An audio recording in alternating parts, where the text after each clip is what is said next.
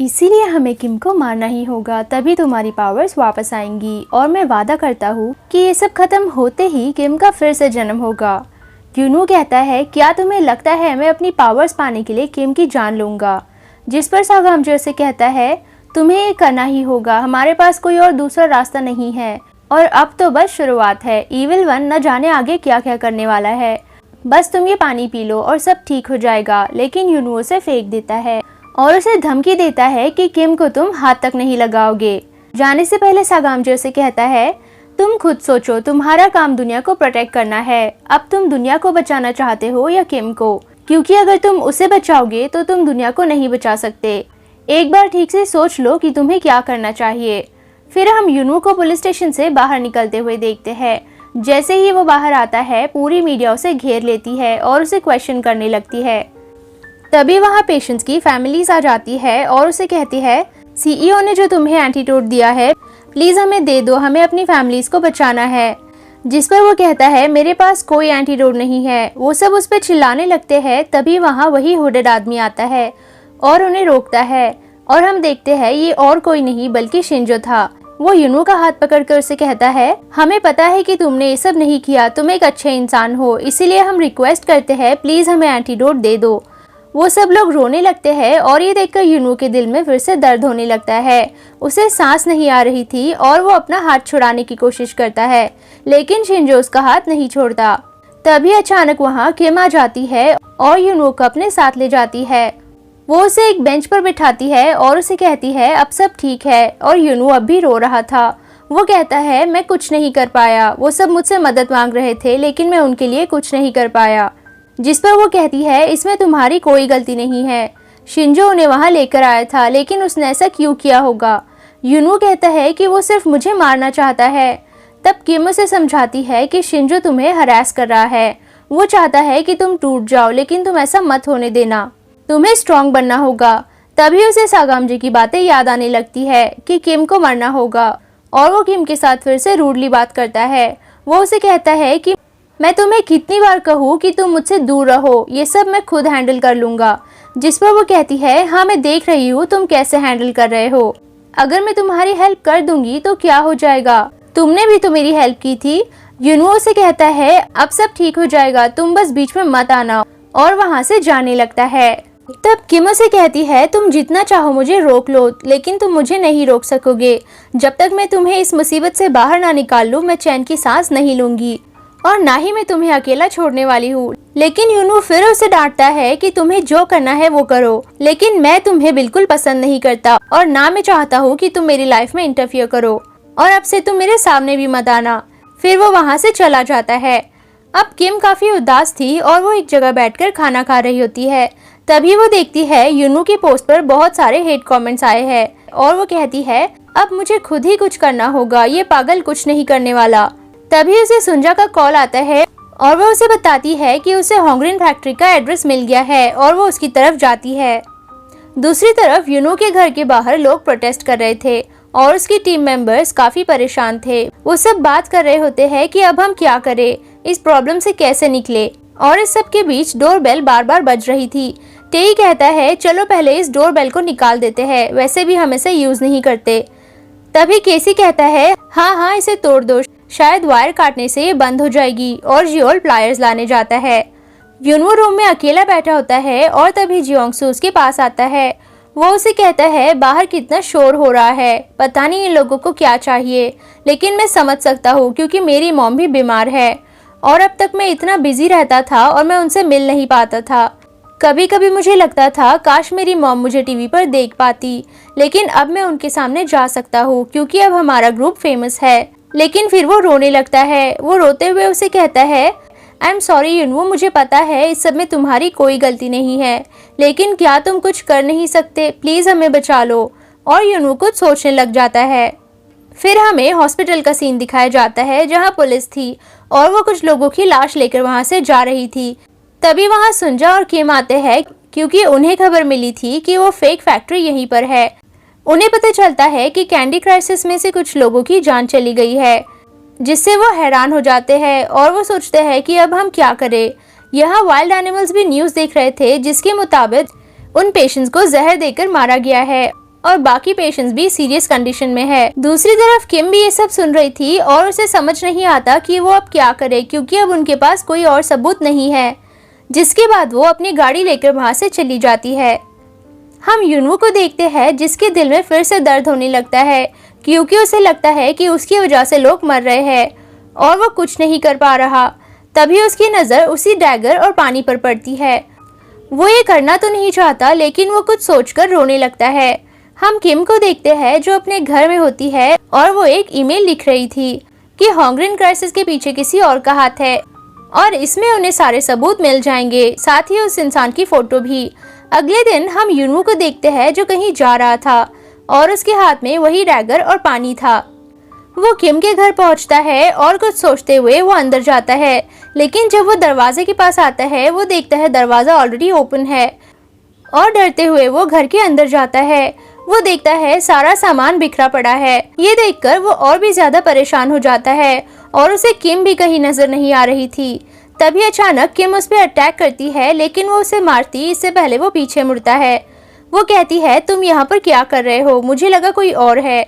फिर वो उसका फोन लेकर कुछ देखती है और फिर उसे वापस दे देती है। यूनवू से कहता है ये सब क्या है और तुम कहाँ जा रही हो। तब वो उसे बताती है कि मैंने सारा इल्जाम खुद पर ले लिया है कि ये सब मैंने किया था और मैंने ही तुम्हें फंसाया है और मैंने तुम्हारे फोन से खुद को सारे पैसे भी सेंड कर लिए हैं। अब तुम फ्री हो। तुमसे जब पुलिस पूछताछ करे तब तुम उन्हें यही सब बताना कि मैंने तुम्हें डरा धमकाकर ये सब करने का कहा था। यूनवू ये सुनकर हैरान था और वो कहता है तुमने ये सब क्यों किया, तुम पागल तो नहीं हो गई। किम उसे कहती है मैंने तुम्हें फंसाया है, बस इतना तुम याद रखो और हमारे पास कोई और दूसरा रास्ता भी नहीं है। मुझे जल्दी एयरपोर्ट जाना होगा क्योंकि मैंने रिपोर्टर्स को पैसे देकर वहाँ बुलाया है। ये कहकर वो वहाँ से चली जाती है। यूनवू उसके पीछे पीछे बाहर जाता है और उसे रोकता है। वो कहता है तुम मत जाओ, हम कोई और रास्ता निकाल लेंगे। तुम क्यों मेरे लिए अपनी लाइफ खतरे में डाल रही हो। जिस पर वो कहती है तुम मेरी फिक्र मत करो, मैंने ये सब बहुत सोच समझ कर किया है और जब तक स्पॉटलाइट मुझ पर होगी तुम और सागामजे कोई ना कोई रास्ता निकाल लोगे और सच सामने आ जाएगा तो मैं भी फ्री हो जाऊंगी। और तुम ये मत समझना कि मैं उदास हूँ, इनफैक्ट मैं बहुत खुश हूँ। तुम्हारी वजह से मेरे साथ जो भी हुआ बहुत अच्छा हुआ। अब ना ही मैं पहले की तरह डिप्रेस रहती हूँ और ना ही मुझे कुछ प्रॉब्लम है। मेरी खुशियों का रीज़न सिर्फ और सिर्फ तुम हो। तुम्हारी वजह से ही मैं अब बिल्कुल ठीक हूँ और ये सब तुमने अपनी डिवाइन पावर से नहीं बल्कि हमेशा मेरा ख्याल रखकर मेरा साथ देकर किया है। तुम बिना पावर्स के भी सबको ठीक कर सकते हो। ये सब सुनकर वो काफ़ी इमोशनल हो जाता है और उसे कुछ समझ नहीं आता कि वो क्या कहे। तभी हम देखते हैं उसकी पावर्स वापस आ गई है और किम वहाँ से जाने लगती है, लेकिन वो देखते हैं कुछ लोग उनकी तरफ बढ़ रहे थे। यूनवू किम को लेकर वहाँ से भागता है, लेकिन उन्हें दूसरा कोई रास्ता नहीं मिलता और वो लोग उन्हें घेर लेते हैं। वो सब उसके कदमों में पड़ते हैं और कहते हैं हमारे बच्चों को बचा लो, सिर्फ तुम ही उन्हें बचा सकते हो क्योंकि तुम्हारे पास एंटीडोट है। लेकिन किम उन्हें कहती है कि हमारे पास कोई एंटीडोट नहीं है, हमें इसके बारे में कुछ नहीं पता। तभी यूनवू के हाथ से वो डैगर गिर जाता है और वो किम की तरफ देखता है। वो डैगर खोलता है और फिर सामने एक आदमी पर अटैक करता है, जिसे देखकर सब लोग चिल्लाने लगते हैं कि ये सब अचानक क्या हो रहा है। वो आदमी डैगर पकड़ता है और यूनवू को धकेल देता है। फिर वो खड़ा होता है और अपना रूप बदल लेता है। यहाँ हमें पता चलता है कि वो और कोई नहीं बल्कि शिंजो है। यूनवू कहता है यही वो आदमी है जिसने आप सबकी फैमिली को हर्ट किया और यही उन्हें बचा सकता है। मेरा साथ दो ताकि हम इसे रोक पाए। फिर वो शिंजो को कहता है भले ही मेरी डिवाइन पावर्स मेरे पास नहीं है, लेकिन मैं फिर भी तुमसे लड़ूंगा। तभी शिंजो सब पर ब्लैक मैजिक कर देता है और वो सब उन पर अटैक करने आते हैं। किम बीच में आती है, लेकिन वो सब उन पर अटैक कर रहे होते हैं। तभी यूनवू किम को पीछे करता है और अपनी पावर से उन्हें ठीक कर देता है। वो सब तो ठीक हो जाते हैं, लेकिन यूनवू बेहोश हो जाता है। नेक्स्ट सीन में हम किम और सागामजे को देखते हैं जो यूनवू के होश में आने का वेट कर रहे थे। उसे होश आता है और सागामजे उसे बताता है तुम्हारी पावर्स वापस आ गई है, तुम्हें पावर्स डेटी से नहीं मिली है। इसका मतलब जब तुम पर लोग भरोसा करते हैं तब तुम्हारी पावर्स आती है और ऐसी पावर्स सिर्फ डेटी के पास होती है और तुम्हारे पास भी वही गिफ्ट है। और शायद ये बात शिंजो भी जानता है। अब यूनवू को समझ आता है कि क्यों शिंजो ने सबको उसके खिलाफ भड़काया। तभी अचानक सागामजे कहने लगता है, वो तो अच्छा हुआ कि हमने किम की जान नहीं ली, ये सोचकर कि तुम्हारी पावर्स वापस आएगी। अगर हम उसे मार देते तो एक इंसान जो तुम पर सबसे ज्यादा भरोसा करता है उसे हम खो देते और तुम्हारी पावर्स कभी वापस नहीं आती। किम उसे हैरान होकर देखती है और युनवो से चुप कराने की कोशिश कर रहा था, लेकिन सागामजे नहीं रुकता। फिर वो कहता है, मेरी गलती थी, आई एम सॉरी, मुझे तुम्हें डैगर भी नहीं देना चाहिए था। तभी उसे रियलाइज होता है कि किम सब कुछ सुन चुकी है और वो घबराहट में वहाँ से चला जाता है। अब युनवो किम से नजरें चुराने लगता है और किम उसे पूछती है, तो तुम मुझे अपनी डिवाइन पावर्स के लिए ह्यूमन सैक्रिफाइस की तरह यूज करने वाले थे और मैं यहाँ तुम्हें बचाने के लिए पूरी रात एविडेंस ढूंढ रही थी और न जाने क्या क्या करने की कोशिश कर रही थी। मैंने तो सारे इल्जाम भी खुद पर ले लिए थे और बदले में तुम मुझे मारने मेरे घर चाकू लेकर पहुंच गए। युनवो कहता है, लेकिन मैंने तुम्हें मारने के बारे में एक बार भी नहीं सोचा। जिस पर किम कहती है, सागामजे मुझे एक किलर के साथ यहाँ पर छोड़कर चला गया और वहाँ से भागने लगती है, लेकिन युनवो उसे रोक लेता है और कहता है, मैं तुम्हें कभी हर्ट नहीं कर सकता। लेकिन किम नहीं सुनती। किम उसे डांटकर वहाँ से जाने लगती है। तभी वो उसे नीचे बैठाता है और अपने दिल की बातें शेयर करने लगता है। वो कहता है, हमें लगा था कि क्योंकि मैं तुमसे प्यार करने लगा हूँ मेरी पावर्स चली गई और तुम्हें मारकर ही अब वो वापस आ सकती है, लेकिन मेरा यकीन करो, अगर ये सच भी होता तब भी मैं तुम्हें ही चुनता, क्योंकि अब मेरे लिए तुमसे ज्यादा इम्पोर्टेंट कुछ नहीं है और मैं हमेशा तुम्हें ही चुनूंगा। वो दोनों फाइनली एक दूसरे को अपनी फीलिंग्स कन्फेस करते हैं और इसके बाद युनवो जाकर उन सभी पेशेंट्स को एकदम ठीक कर देता है। फिर वो वहाँ से चला जाता है, लेकिन जाने से पहले वो नर्स को अपना चेहरा दिखा देता है। इसके बाद ये बात न्यूज पर आती है कि कल रात अचानक सभी हॉन्ग्रीन क्राइसिस के पेशेंट्स ठीक हो गए और कई पेशेंट्स का कहना है कि उन्होंने आंखें खोलते ही युनवो को अपने सामने देखा था। अब हम जानते ही है कि शिंजो तो अब चुप नहीं बैठने वाला। वो तुरंत ही हॉन्ग्रीन की मास्टर से मिलने आ जाता है और उसे कहता है, तुम्हारी हिम्मत कैसे हुई मुझे एक्सपेल करने की, मतलब अब ये आरयू एंटरटेनमेंट का सीईओ नहीं रहा। जिस पर वो कहती है, अब हमें तुम पर भरोसा नहीं है, तुम्हारी वजह से रेम्ब्रेरी को डेटी की पावर्स का अंदाजा हो चुका है। अब उसे पता है कि उसकी पावर्स क्या कर सकती है, तो अब तुम्हें वापस अपनी दुनिया में जाना होगा। शिंजो अपनी तलवार लेकर उसकी तरफ बढ़ता है, लेकिन वो मास्टर उसे अपनी पावर से कमजोर करने लगती है और कहती है, तुम्हें क्या लगा लॉर्ड रेडरेन तुम्हें मेरे हाथों में बिना किसी प्लान के दे देंगी। तभी शिंजो उस पर अटैक करके वहाँ से फरार हो जाता है। दूसरी तरफ किम उन्हें बताती है कि हॉन्ग्रीन के सीईओ का करंट लोकेशन मिल गया है, जो उसे उसके डैड से ही पता चला है। वो बताती है कि उसने सीईओ के डैड से मिलकर बात की थी, जिन्हें डिमेंशिया है, और इसीलिए उसे लगा था कि शायद कोई मदद नहीं मिलने वाली। लेकिन अभी उसके डैड का कॉल आया था कि कल रात सीईओ उनसे मिलने गया था और वो सुंजा को उसकी फोटो दिखाती है। तभी सागामजे उसके पास आकर उसे पूछता है, किम क्या तुम मरने के बाद ग्रिम रीपर बनना पसंद करोगी? जिस पर वो उसे नो थैंक्स कहती है। फिर वो सीईओ के पास जाने लगती है और युनवो उसे कहता है, मुझे नहीं लगता हमें उसके पास जाना चाहिए, शायद ये शिंजो का कोई ट्रैप हो। जिस पर किम उसे बताती है, मैंने सुना है शिंजो को आरयू एंटरटेनमेंट से फायर कर दिया गया है और उसे किसी ने देखा भी नहीं है, अब तुम मेरे साथ चलो। उनकी बातें सुंजा और सागामजे भी सुनने की कोशिश कर रहे थे। सुंजा उसे पूछती है, ये दोनों क्या बात कर रहे थे? जिस पर सागामजे कहता है, ये एक सीक्रेट है, और सुंजा को कंफ्यूज छोड़कर वो वहाँ से चले जाते हैं।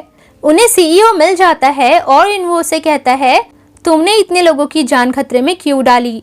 क्या तुम्हें शिंजो ने धमकाया था? अगर उसने ऐसा किया भी था तो मैं तुम्हें बचा लूंगा, बस तुम सबको सच बता दो। जिस पर वो उन्हें बताता है, हमारी कंपनी यही काम करती है, हम चीप रेट में सामान खरीद कर बेचते हैं।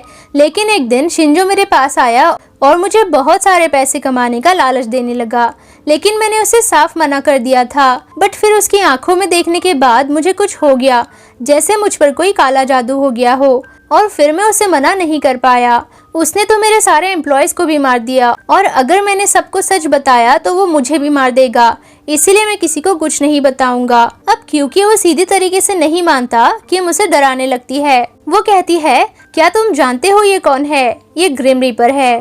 और किम के इशारा करने पर सागामजे उसे अपना असली फॉर्म दिखाता है।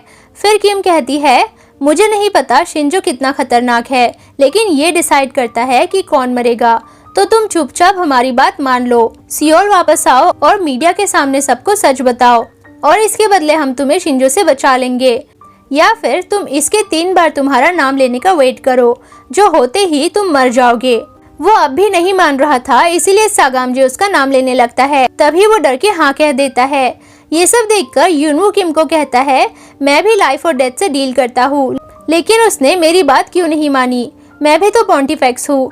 जिस पर किम स्माइल करती है और फिर वो सब वहाँ से निकलते हैं।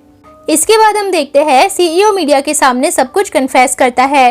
वो कहता है होंगडिन क्राइसिस के पीछे शिंजो का हाथ है और इस सब में मैंगवू सिन ने भी उसका साथ दिया है। बाकी सारे सबूत आपको इसमें मिल जाएंगे।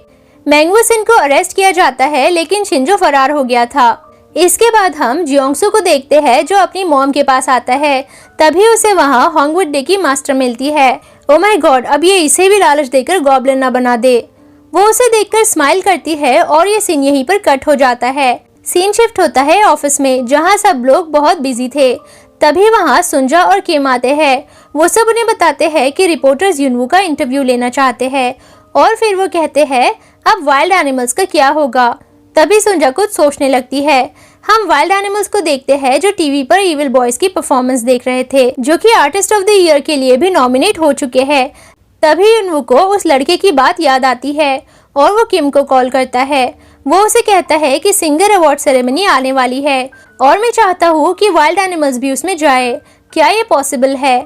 किम ये सुनकर उदास हो जाती है और उसे कहती है तुम वहाँ क्यों जाना चाहते हो, क्या तुम अपनी दुनिया में वापस जाना चाहते हो। जिस पर वो कहता है नहीं ये बात नहीं है, लेकिन मैंने किसी को कुछ प्रॉमिस किया है।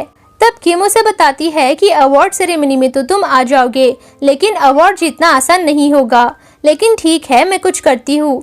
इसके बाद वो कहता है पहले जब मैं इस दुनिया में आया था तब मुझे बिल्कुल भी अच्छा नहीं लगता था, लेकिन अब मुझे यहीं रहने का मन करता है, क्योंकि मैं जब भी चाहूँ तुम्हें देख सकता हूँ, तुम्हारी आवाज़ सुन सकता हूँ। इस दुनिया में मुझे तुम मिली और ये मेरे लिए बहुत बड़ी बात है। ये सब सुनकर किम ब्लश करने लगती है। नेक्स्ट डे हम किम को देखते हैं जो रेडी होने के बाद अपना फ़ोन चेक करती है और यूनवू के कमबैक की न्यूज़ देखती है। फिर वो जाकर म्यूजिक शो के डायरेक्टर से बात करने की कोशिश करती है, लेकिन वो उसे पूरी तरह से इग्नोर कर रहा था। बट किम उसका पीछा तब तक नहीं छोड़ती जब तक वो उसकी बात मान नहीं जाता। फिर वो सुंजा को कॉल करके बताती है कि इस हफ्ते वाइल्ड एनिमल्स की परफॉर्मेंस होगी। हम वाइल्ड एनिमल्स को ड्रेसिंग रूम में देखते हैं और जियोंगसू कुछ सोच रहा था। इसके बाद वो सब स्टेज पर आते हैं और उनकी परफॉर्मेंस स्टार्ट होती है, लेकिन तभी यूनवू फिर से परफॉर्मेंस रोक देता है और सबसे माफी मांगता है। वो कहता है कि उसके बारे में जो भी रूमर्स फैलाए गए हैं वो सब झूठ है और यूनवू हमेशा सिर्फ और सिर्फ वाइल्ड एनिमल्स का ही हिस्सा रहेगा। ये सुनकर किम और बाकी सब भी खुश हो जाते हैं। इसी के साथ ये एपिसोड खत्म हो जाता है। Thank you for watching.